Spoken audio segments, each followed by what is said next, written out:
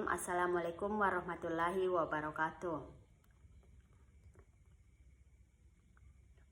Alhamdulillahirabbil alamin. Assalatu wassalam ala asyrofil anbiya'i wal mursalin Sayyidina Muhammadin wa ala alihi wa ashabihi ajma'in, amma ba'd.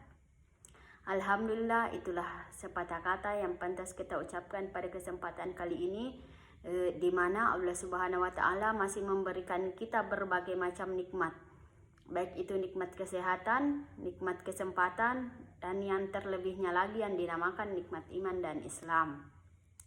Dan tak lupa pula kita kirimkan salawat serta salam kepada junjungan kita Nabiullah Muhammad Sallallahu Alaihi Wasallam.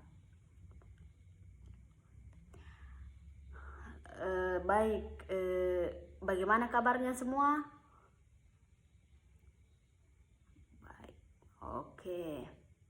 Sebelum kita memulai pelajaran kali ini, alangkah baiknya kita berdoa dulu ya, agar apa yang ingin kita capai itu terlaksana dengan baik. Oke, doa dimulai.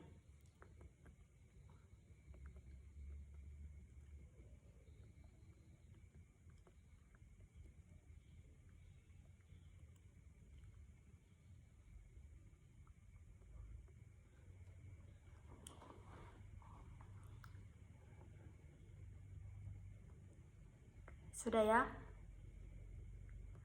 Oke, baik. Ada yang tahu apa materi kita pada hari ini? Oke, suhu dan kalor ya. Sebelum kita melangkah lebih lanjut, alangkah baiknya kita mengetahui tujuan pembelajaran yang akan kita capai pada pertemuan ini ya. Nah, adapun tujuan pembelajaran kita pada pertemuan ini ada 9 ya, tujuan pembelajaran kita. Oke, baik. Yang pertama itu peserta didik mampu menjelaskan apa itu suhu. Terus yang kedua, peserta didik mampu menjelaskan berbagai jenis termometer. Terus yang ketiga, peserta didik mampu menentukan skala termometer tak berskala dengan membandingkan termometer berskala. Terus yang keempat, peserta didik mampu menentukan skala suhu dengan melakukan pengukuran suhu dengan menggunakan termometer. Terus yang kelima, peserta didik mampu menjelaskan definisi pemuaian. Yang keenam, peserta didik mampu menjelaskan pengertian kalor. Yang ketujuh, peserta didik mampu menjelaskan perubahan suhu benda. Yang kedelapan, peserta didik mampu menjelaskan perubahan wujud benda. Yang kesembilan atau yang terakhir yaitu peserta didik mampu menjelaskan perpindahan kalor secara konduksi, konveksi, dan radiasi. Nah, jadi ada 9 tujuan pembelajaran kita pada kali ini ya.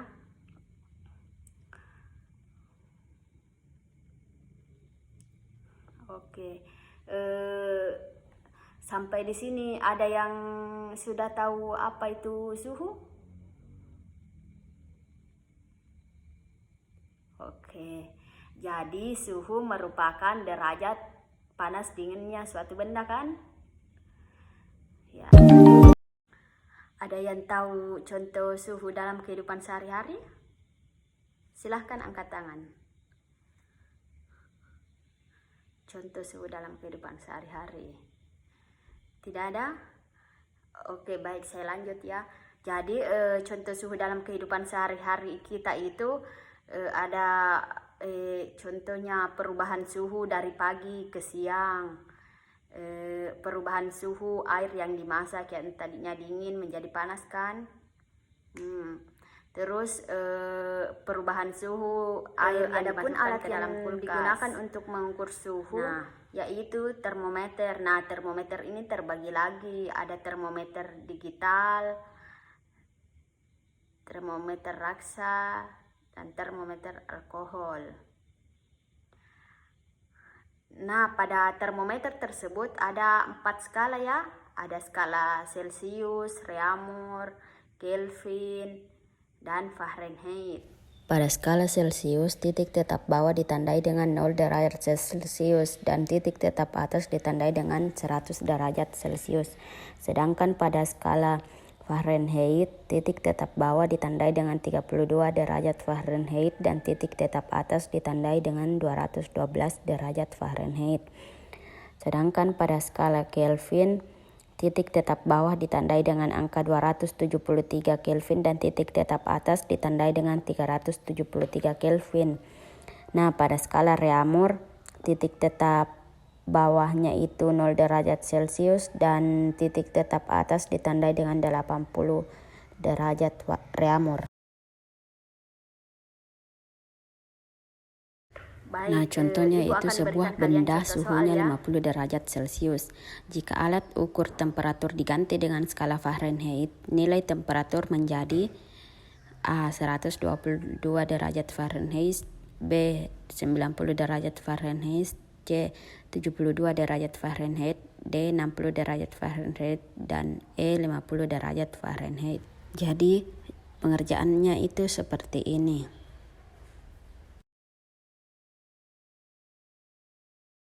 Ada yang kurang mengerti dari contoh soal ini?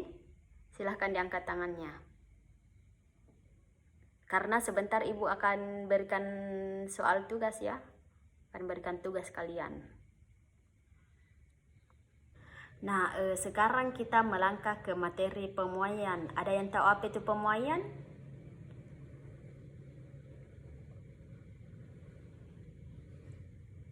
Ya, jadi pemuaian terbagi 3, pemuaian zat padat, pemuaian zat cair, dan pemuaian zat gas. Nah, pada pemuaian zat padat terbagi lagi, yaitu pemuaian panjang, pemuaian luas, dan pemuaian volume. Nah, oke, jadi pada pemuaian panjang itu suatu zat padat dinyatakan mengalami pemuaian panjang ketika dipanaskan. Jika lebar dan tebal zat tersebut dapat diabaikan terhadap panjangnya. Contohnya itu jarum dan seutas kawat logam yang akan mengalami pemuaian panjang ketika dipanaskan. Nah, persamaan koefisien muai panjang, di mana delta L itu pertambahan panjang, L0 panjang mula-mula, dan delta T itu kenaikan suhu. Yang kedua yaitu pemuaian luas. Nah, jika suatu zat padat berbentuk plat dipanaskan, maka zat padat tersebut akan mengalami pemuaian luas. Dengan tebal atau tinggi zat padat tersebut diabaikan terhadap luasnya. Besarnya perubahan luas plat ini akibat persamaannya itu seperti ini, di mana delta A yaitu pertambahan luas, delta 0 yaitu luas mula-mula, dan beta merupakan koefisien muai luas, delta T merupakan kenaikan suhu. Nah, sekarang pemuaian volume. Jadi, jika panjang, lebar, dan ketebalan suatu zat padat tidak dapat diabaikan, maka ketika dipanaskan zat padat tersebut akan mengalami pemuaian volume. Besarnya volume akibat pemuaian. Jadi persamaannya itu seperti ini, di mana delta V merupakan pertambahan volume, V0 merupakan volume mula-mula, dan delta T merupakan kenaikan suhu. Terus yang kedua yaitu pemuaian zat cair. Jadi zat cair ini hanya mengalami pemuaian volume, sehingga persamaan pada pemuaian zat cair sama seperti persamaan yang berlaku pada volume zat padat. Nah, terus yang ketiga pemuaian gas. Nah, gas juga mengalami pemuaian volume, tetapi pemuaian volume gas lebih besar dari pemuaian volume zat cair. Untuk kenaikan suhunya itu sama. Selain itu, gas juga dapat mengalami pemuaian tekanan pada volume tetap. Jadi, ada 3 pemuaian jenis pemuaian zat padat, pemuaian zat cair, dan pemuaian zat gas. Oke, baik. Sekarang kita memasuki materi kalor ya. Jadi kalor itu didefinisikan sebagai energi yang mengalir dari benda yang bersuhu tinggi ke benda yang bersuhu lebih rendah ketika kedua benda bersentuhan satu sama lain hingga suhu keduanya sama dan keseimbangan termal tercapai. Nah, kalor jenis merupakan suatu benda yang didefinisikan sebagai jumlah kalor yang diperlukan untuk menaikkan suhu 1 kg suatu zat sebesar 1 kalor. Nah, jadi kalor jenis ini menunjukkan kemampuan suatu benda untuk menyerap kalor. Semakin besar kalor jenis suatu benda, maka semakin besar pula kemampuan benda tersebut dalam menyerap di mana persamaannya itu Q seperti merupakan ini. kalor, M sama dengan massa benda, dan delta T merupakan perubahan suhu, yaitu T0 dikurang T1. Sekarang kita masuk ke perpindahan kalor ya. Oke, baik. Jadi perpindahan kalor itu terjadi secara konduksi, konveksi, dan radiasi. Nah, yang pertama itu yang terjadi secara konduksi. Jadi dalam skala mikroskopis, konduksi terjadi karena satu partikel atau atom atau molekul bergetar dan berinteraksi dengan atom-atom dan molekul tetangga. Nah, dari interaksi tersebut maka kalor dapat berpindah dari satu partikel ke partikel yang lainnya. Secara matematis, hubungan antara kelajuan hantaran kalor melalui suatu konduktor dengan panjang konduktor, luas penampang konduktor, dan perbedaan suhu kedua ujung Jadi konduktor ini dia tersebut persamaan dapat dari dinyatakan dengan perpindahan kalor secara persamaan. konduksi. Nah, sekarang yang kedua konveksi, karena tadi konduksi kan? Ya, sekarang konveksi. Nah, konveksi merupakan perpindahan kalor yang banyak terjadi pada zat cair dan gas. Perpindahan kalor secara konveksi terjadi karena adanya gerakan fluida yang berbeda massa jenis. Konveksi biasanya dibedakan menjadi konveksi alamiah dan konveksi paksa. Laju aliran kalor secara Jadi konveksi persamaan dapat ditentukan perpindahan dengan kalor persamaan. secara konveksi, di mana Q itu merupakan kalor, T itu waktu, H koefisien konveksi, dan A luas penampang, dan delta T merupakan perbedaan suhu yang mana T0 dikurang T1. Nah, yang ketiga yaitu radiasi. Ada yang tahu apa itu radiasi?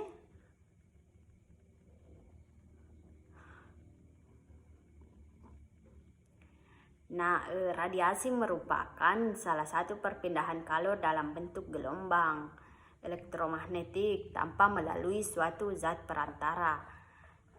Radiasi kalor memenuhi hukum Stefan Boltzmann, yaitu energi yang dipancarkan oleh suatu permukaan benda hitam dalam bentuk radiasi kalor tiap satuan waktu sebanding luas dengan permukaan dan sebanding dengan 4 suhu mutlak. Nah, jadi begini Jadi persamaan itu seperti ini. perpindahan kalor yang terjadi secara radiasi. Nah, baik, perubahan sekarang kita masuk ke perubahan wujud zat. Jadi kalor yang diterima atau dilepaskan suatu saat dapat mengakibatkan pada perubahan wujud suatu saat. Jadi penerimaan kalor akan mengingatkan suhu dan dapat mengubah wujud zat dari padat menjadi cair atau dari cair menjadi gas. Sedangkan pelepasan kalor dapat menurunkan suhu atau merubah wujud dari cair menjadi padat atau gas menjadi cair. Nah, sampai di sini ada yang mau bertanya? Baik, sebelum kita menutup pembelajaran kita pada hari ini, ada yang mau bertanya?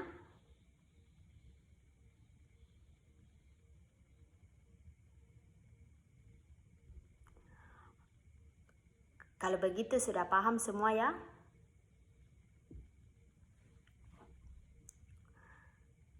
Oke, baik. Ada yang bisa simpulkan pembelajaran kita pada hari ini?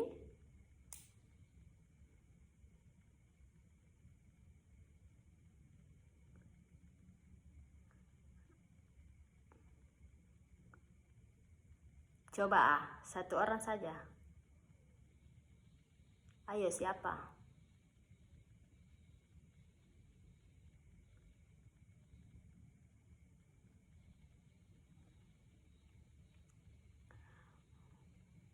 Tidak ada ya. Jadi baik, Ibu akan simpulkan pembelajaran kita pada hari ini, yaitu suhu merupakan ukuran derajat panas dinginnya suatu benda. Adapun alat yang digunakan untuk mengukur suhu yaitu termometer kan.